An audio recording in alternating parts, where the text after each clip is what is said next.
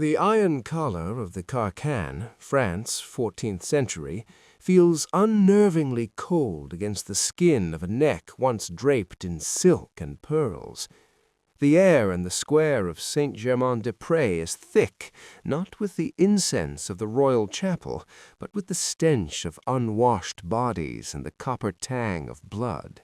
Marguerite of Burgundy, Queen of France and Navarre, stands atop a wooden scaffold, 1314. The wind catches the ragged edges of her chemise, the only garment left to her. She does not look at the crowd. She looks at the sky, which remains a flat, indifferent gray. Below, the executioner's assistant tests the edge of a blade. There is no music, no heralds, only the rhythmic thud of a carpenter's hammer nearby and the low, predatory murmur of a Parisian mob hungry for the fall of a titan. This was the end of the Tour de Nesle affair, a scandal that shattered the Capetian dynasty. Marguerite, found guilty of adultery, was not merely imprisoned, she was subjected to a ritualized stripping of her humanity before being cast into the damp bowels of Chateau Gaillard. History often remembers queens in their gold-leafed glory, but the throne was frequently a gilded cage perched over an abyss. In the medieval and early modern world, the female body of the sovereign was a vessel for the state's legitimacy. To betray that vessel was not merely a personal failing, it was high treason, an existential threat to the patriarchal succession. This logic transformed the legal systems of the past into engines of exquisite cruelty. We must look at the Lex Julia de Adulterius, Rome, 18 BCE, which set the precedent for centuries. The female body belonged to the father, then the husband, then the crown. When a queen fell, she fell further than any commoner ever could. The cruelty was rarely mindless. It was a cold, calculated performance of power designed to scrub a name from history.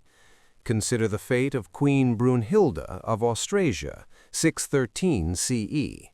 After decades of ruling as a formidable regent, she was captured by her rival, Clothar III. The Merovingian legal code, Lex Salica, emphasized blood feuds and compensation. But for a queen who defied the male nobility, the punishment was the death of the four winds. Brunhilda, an old woman in her late 60s, was tortured on the rack for 3 days. Then she was lashed by her hair, one arm and one leg to the tail of a wild, unbroken stallion. The horse was whipped into a frenzy.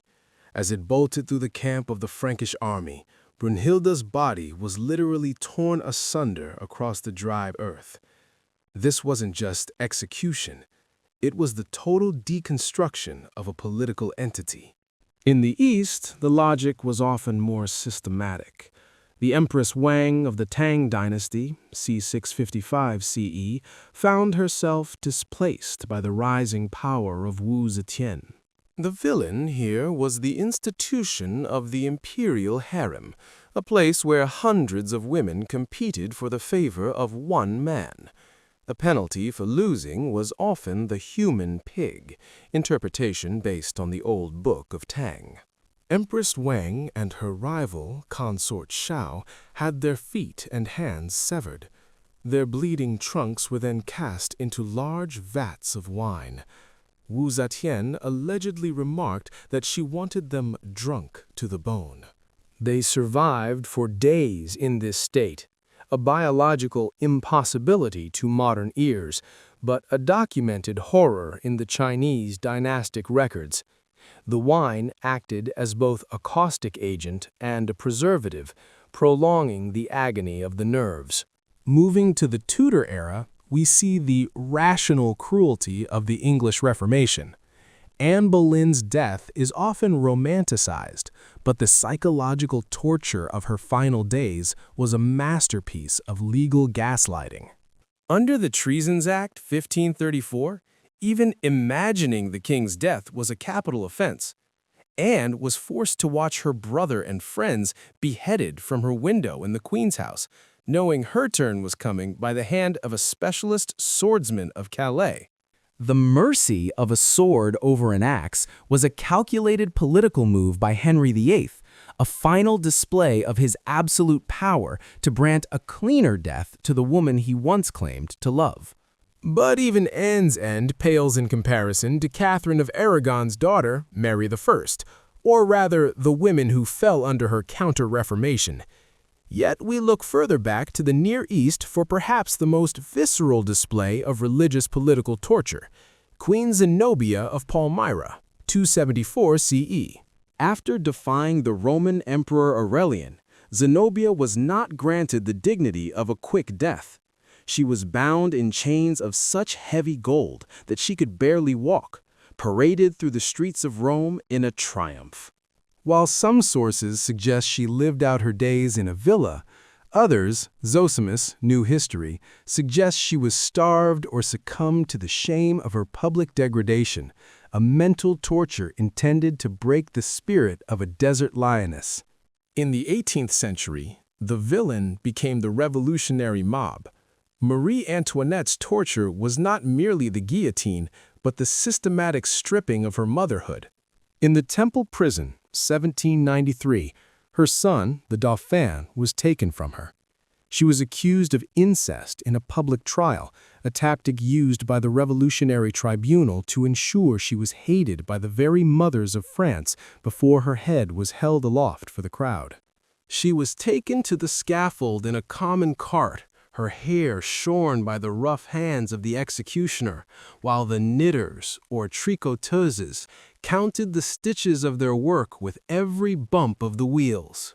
This brings us to the most harrowing of all, the fate of the Iron Queen, Rani Lakshmi Bai, 1858, or rather, the systemic erasure of the women of the Jhansi court during the Indian Rebellion. When the British East India Company applied the doctrine of lapse, they didn't just seize land, they seized identities.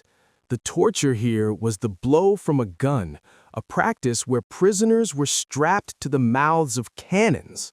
The psychological terror for these women, many of high caste, was the belief that such a death scattered the body and prevented proper funeral rites, condemning the soul to eternal wandering.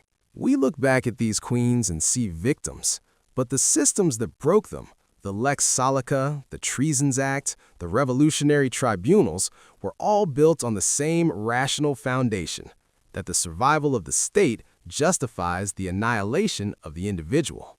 The torture of these women was a language.